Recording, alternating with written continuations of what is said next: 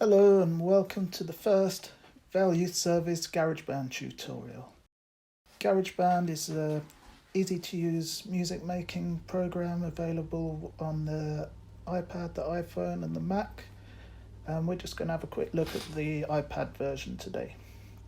So when you open it up, you get this screen. You've got all these different instruments, so keyboard, drums, amp, all of these. And we're going to start with the drummer. So you've got a choice of different acoustic drummers and electronic, but we'll go with Logan, who's like a rock drummer. So we'll just play this. It sounds good. So we push this here, it gets rid of him, and we're left with this window. So we'll just stop him. And if we go here to this, we open this. This is called Apple Loops. It gives us lots of different instruments and sounds to have ready-made parts. So we've got guitar here. So if I start the track again,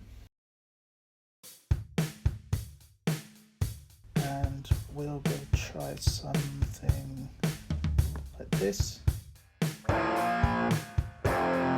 how about this? Okay, let's go with this. So I need to hold that, drag it into here, put it to the beginning, and that's that. So if we want to add to that, click this and we'll try a different instrument.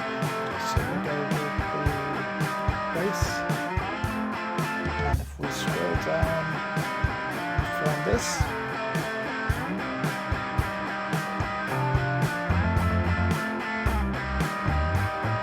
And we can try a couple others out, so we'll go with this one. And what about that?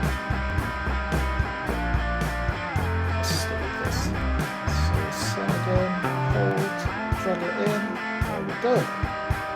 Okay, so that's the basic track.